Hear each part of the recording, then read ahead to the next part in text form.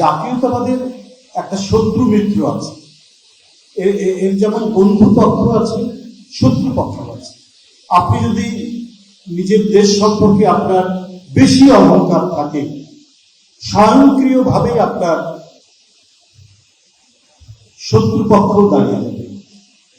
যেমন শহীদ রাষ্ট্রপতি জিয়াউর রহমান ঈর্ষাতীতভাবে, মানে একটি ঈর্ষণীয় উচ্চতায় তার যে দেশপ্রেমটা তো হচ্ছে জাতীয়তাবাদেরই একটা অঙ্গ, জাতীয়তাবাদেরই একটা রূপ। এই যে তার যে দেশপ্রেম, এই দেশপ্রেমের কারণেই তিনি একজন মহান জাতীয়তাবাদী, আর মহান জাতীয়তাবাদী হওয়ার কারণেই তার শত্রুপক্ষ বেড়ে গেল। কারণ দেখা যাচ্ছে যে তার আগের যে সময়কাল, রেজিম যেটাই বলি, তখন যারা ক্ষমতায় ছিলেন তারা যা যা করতে চেয়েছেন তিনি সেগুলোর বিপরীত করেছেন। এটাই হচ্ছে তার স্বার্থকতা।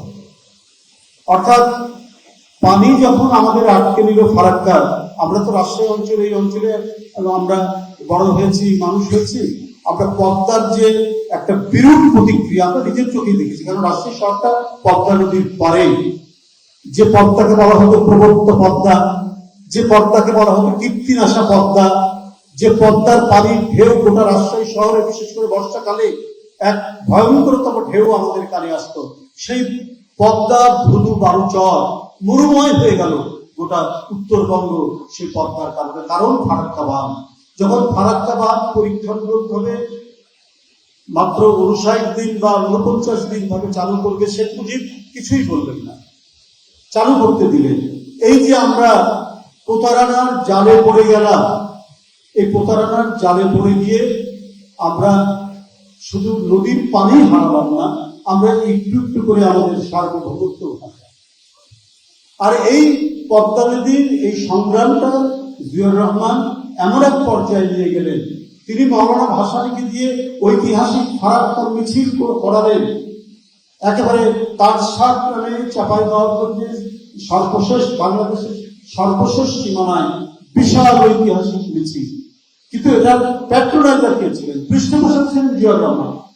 সামনে নেতৃত্ব দিয়েছেন অশীতে পর বৃদ্ধ আরেক জাতীয়তাবাদী নেতা মওলানা ভাসানী।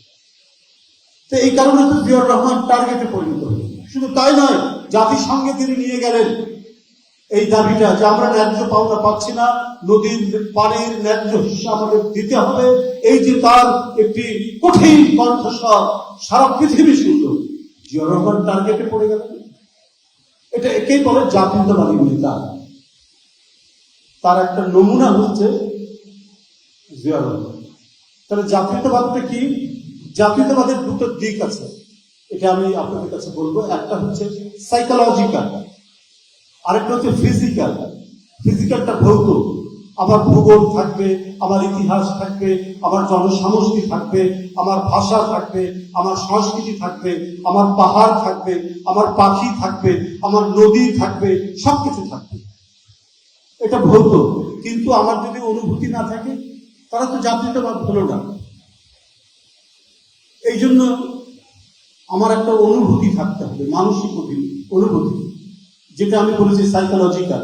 এই মানসিক অনুভূতিটাই আমাকে ভাষা, সংস্কৃতি, কৃষ্টি, ভূগোল, পাহাড়, নদী, পাখি, প্রাণী, বন জঙ্গল সবকে ঐক্যবদ্ধ করে যে আমি এই এলাকার মানুষ, আমার এই পাহাড় আছে, আমার বঙ্গোপসাগর আছে, আমার সুন্দরবন আছে, আমার দোয়েল পাখি আছে, আমার ব্রহ্মপুত্র আছে, আমার পদ্মা, মেঘনা, যমুনা আছে। এটা আমাদের নিজস্ব, এইটার জন্য আমাদের অহংকার। এই অহংকারটা যখন জাগ্রত হবে, ওইটাই হচ্ছে জাতীয়তাবাদ। অর্থাৎ জাতীয়তাবাদের দুইটা দিক, একটা হচ্ছে সাইকোলজিক্যাল, একটা ফিজিক্যাল, একটা ভৌত, আর একটা হচ্ছে অনুভূতি, মানসিক অনুভূতি। মানসিক অনুভূতি না হলে পরে জাতীয়তাবাদ হবে না। আমার সব থাকবে, আমার বাড়ি আছে, ঘর আছে, টেলিভিশন আছে, ফ্রিজ আছে, আমার সব আছে, কিন্তু আমার অনুভূতি নাই। ওটা কার আমি জানি না, আমি মানসিকভাবে বন্ধা। সুতরাং ওটার ওনারশিপ, এটার মালিকানা আমি দাবি করতে পারছি না, কারণ আমার সেই বোধ বুদ্ধি নাই। কিন্তু আমার যখন অনুভূতি আছে, জিনিসগুলো আমার, তখন এই অনুভূতিটাই আমাকে ঐক্যবদ্ধ করে রাখছে সমস্ত কিছুকে। এই যখন যে অনুভূতিটা দিয়ে ঐক্যবদ্ধ করে রাখে সেটাই হচ্ছে জাতীয়তাবাদ, সেটাই হচ্ছে জাতীয়তাবাদ। আবার এই জাতীয়তাবাদের আবার দুটো দিক আছে, একটা হচ্ছে ডগমেটিক, আরেকটা হচ্ছে ওপেন। একটা হচ্ছে ডগমা ন্যাশনালিজম, আরেকটা হচ্ছে ওপেন ন্যাশনালিজম। ডগমেটিক, এটা রবীন্দ্রনাথ এটা খুব ক্রিটিসাইজ করেছে। এবং ওয়েস্টার্ন ন্যাশনালিজম, আমি আপনাদের বলে রাখি, জাতীয়তাবাদ শব্দটাও কিন্তু আমরা ইউরোপ থেকে পেয়েছি। জাতীয়তাবাদ শব্দের মধ্যে একটি জাতি কিভাবে মানে গড়ে উঠে এই সংজ্ঞাটা আমরা পেয়েছি, যে এটা এমফেসাইজ করে ইউনিটি, আইডেন্টিটি, তারপরে আপনার মানে যে share interest of a specific nation. তো এটা হচ্ছে জাতীয়তাবাদের একটা সংজ্ঞা দিয়েছে। কিন্তু রবীন্দ্রনাথ ঠাকুর এটার তার যে জাতীয়তাবাদ যে প্রবন্ধ, নেশন যে প্রবন্ধ, তার মধ্যে তিনি ক্রিটিসাইজ করেছেন যে আমি ওয়েস্টার্ন জাতীয়তাবাদ এটার আমি সমালোচনা করি, কিন্তু এর মধ্যে একটা ন্যারোনেস আছে, একটা সংকীর্ণতা আছে, এর মধ্যে একটি সেলফিশ ভাব আছে, স্বার্থপরতা আছে।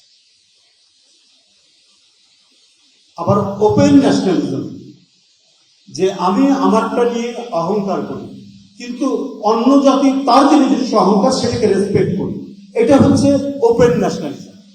জিয়াউর রহমান সেই ওপেন ন্যাশনালিজমটা ক্রিয়েট করেছে। সে ওপেন ন্যাশনালিজমটা কি দিয়ে তিনি ক্রিয়েট করলেন? এর সাথে নিয়ে আসলেন ডেমোক্রেসি। জিয়াউর রহমান বিখ্যাত শুধু বাংলাদেশের জাতীয়তাবাদ দিয়ে নয়, জিয়াউর রহমান বিখ্যাত বহুদলীয় গণতন্ত্র দিয়ে। কারণ গণতন্ত্রের মানে হিউম্যান ডেমোক্রেসির একটা অন্যতম আবেদন আছে, আমি আমার পাশের লোককে তার মতামতকে আমি সহ্য করব, দূরের মানুষের মতামতকে সহ্য করব, এবং অন্য মানুষকে ক্রিটিসাইজ করার আমার অধিকার আছে, ওই লোকের আমাকে ক্রিটিসাইজ করার অধিকার আছে। এইভাবে ওপেননেস তৈরি হয়, এইভাবে উদারতা তৈরি হয়। জিয়াউর রহমান শুধুমাত্র আপনার মানে ওই জাতীয়তাবাদের সংকীর্ণতার মধ্যে রাখেনি, যে আমি সবার বড়, আমার বেশি সবচেয়ে বড়, সেটা না।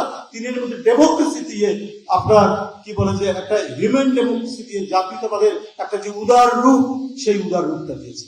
Nelson Mandela, Mahatma Gandhi, Patrice Lumumba, Ziaur Rahman আমরা এক কাতারে ফেলতে পারি।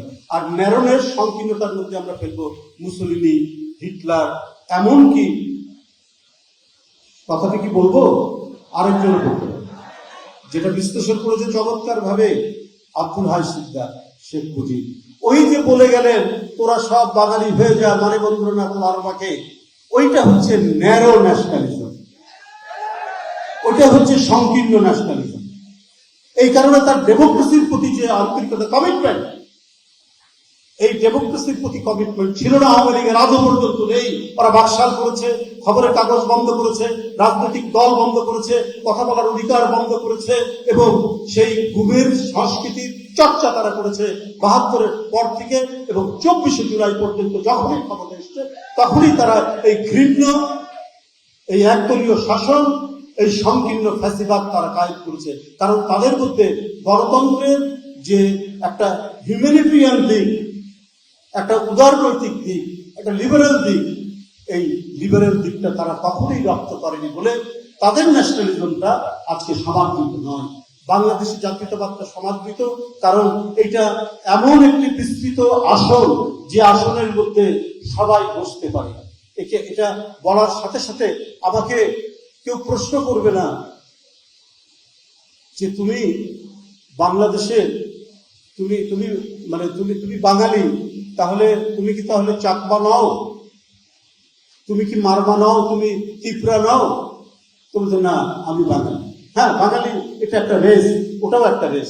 সব রেস যখন একত্রিত হয় একটি মানসিক অনুভূতির দ্বারা, তখনই ওটা নেশন হয়, তখনই ওটা রিয়েল জাতীয়তাবাদ হয়। এই প্রকৃত জাতীয়তাবাদ, যে পূর্ণতার কথা শিকদার ভাই বলেছে, সেই পূর্ণ জাতীয়তাবাদ কায়েম করে গেছেন শহীদ রাষ্ট্রপতি জিয়াউর রহমান। এটাই তার কৃতিত্ব। আমি বাঙালি বলার সাথে সাথে আমি পায়ের নিচে মাটি পাই না, আমি ভূগোল পাই না, আমি মানে কোথায় দাঁড়িয়ে আছে, আমার মানচিত্র কি, আমি আইডেন্টিটি পাই না। যে আত্মপরিচয়ের কথা লিখেছেন, ওইটা বলার সাথে সাথে আইডেন্টিটি পাই না, পৃথিবীর বহু জায়গায় ছড়িয়ে ছিটিয়ে আছে এবং কোনো কোনো জায়গায় কোনো কোনো দেশের একটা বৃহৎ অঞ্চল মিলেও বাঙালি আছে। তখন কোশ্চেন, আমার আত্মপরিচয়ের আবার আইডেন্টিটিতে যদি প্রশ্ন আসে তুমি কোথাকার বাঙালি, তখন ওটা কমপ্লিট জাতীয়তাবাদ হলো। প্রশ্ন আসবে না। আমি একটা নাম বলার সাথে সাথে আমি আমার আত্মপরিচয়, আমার ভূগোল, আমার মানচিত্র, আমার দেশ প্রত্যেকটাই প্রতিনিধিত্ব করবে। সেটাই বাংলাদেশের জাতীয়তাবাদ বলার সাথে সাথে। এবং সেটা আমাদের দেশের ক্ষুদ্র নির্গোষ্ঠী হোক আর যেই হোক, ওইটা বলার সাথে সাথে মানুষ বুঝে দিবে যে এর মানচিত্র এইটা, এর দেশ কোনটা, এ কোন দেশের অধিবাসী, কোন দেশের নাগরিক। সুতরাং আমার ওই জোর করে একটি সংকীর্ণ জাতীয়তাবাদ চাপিয়ে দিলে পরে যেটা হয়, আপনি জাহাজে যাচ্ছে, সমুদ্রের মাঝখানে ঝড় উঠছে, আপনার কম্পাস নেই, কোন দিকে চালাতে হবে, মেঘ তারাও দেখতে পাচ্ছে না, জাহাজটি যখন তারাও দেখতে পাচ্ছে না, কম্পাস নাই, তাহলে গোটা সমুদ্রের মধ্যে ঘুরপাক খাবে এবং সেই জাহাজ ডুবি হওয়ার সম্ভাবনা আছে। কিন্তু কম্পাস থাকলে ওরই মধ্যে সে চালানোর চেষ্টা করবে এবং তীরের দিকে যাওয়ার চেষ্টা করবে, যে কারণ নাবিক তো জানে যে কোন দিকে, ক্যাপ্টেন তো জানে যে কোন দিকে তীর পাওয়া। বাংলাদেশি জাতীয়তাবাদ হচ্ছে সেই কম্পাস, যেখানে আমাকে নির্দিষ্ট একটা ল্যান্ডে পৌঁছানোর গন্তব্য এবং গতি দেয়।